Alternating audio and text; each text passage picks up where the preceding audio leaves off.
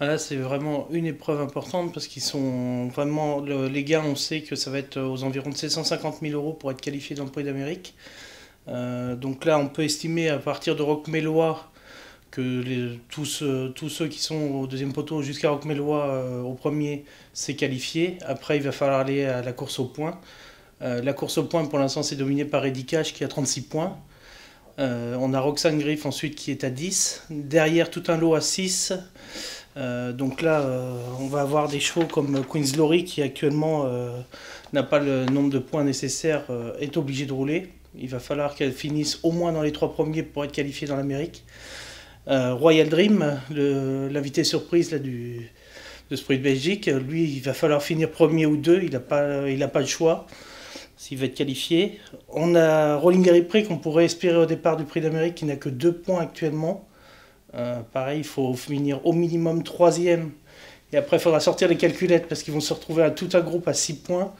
Et, il n'est pas certain qu'il soit au départ du Prix d'Amérique aujourd'hui. The Best Madrick, lui, il va passer au gain. Renommé Dobré, pareil, il faut des points. Quilon du Châtelet, il faut des points, mais il peut également aller voir vers le Prix du Cornulier. Il aura Franck Nivard, il peut encore espérer prendre des gains. Donc, lui, on va dire c'est en suspens. Il y a peut-être moins de pression pour les points. Alors, bon, Ready Cash a dominé jusque-là.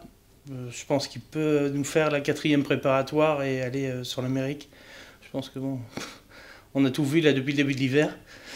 Ensuite, je vais mettre Royal Dream. On va retrouver une bataille qu'on avait vue dans le Ténor de Beaune l'année dernière, avec j'espère une autre issue que l'année dernière, où ils étaient tous les deux disqualifiés malheureusement.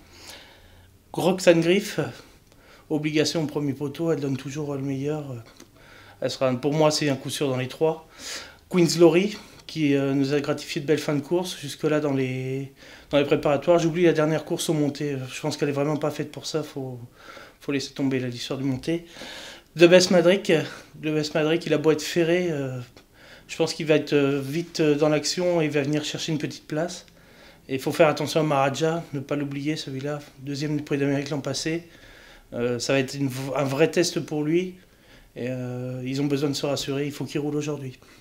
Alors pour le Ténor de Beaune, c'est une génération qui est très fluctuante depuis le début. On a toujours eu des surprises, c'est jamais le même qui gagne. Severino, ce serait la logique, mais bon, il est ferré. C'est sûr qu'il vient de faire une belle course dans le Bourgogne, mais il n'a pas d'intérêt d'envoyer là. J'aime bien le petit McGrath SM. Il fait une rentrée, mais c'est un des meilleurs Italiens de la promotion.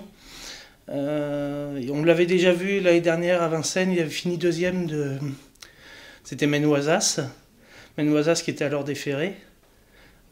C'était sur 2100, mais je pense qu'avec un parcours caché comme il avait fait l'année dernière, il peut venir ramasser la mise. Ça pourrait être encore une surprise dans cette génération qui n'en finit pas de nous surprendre.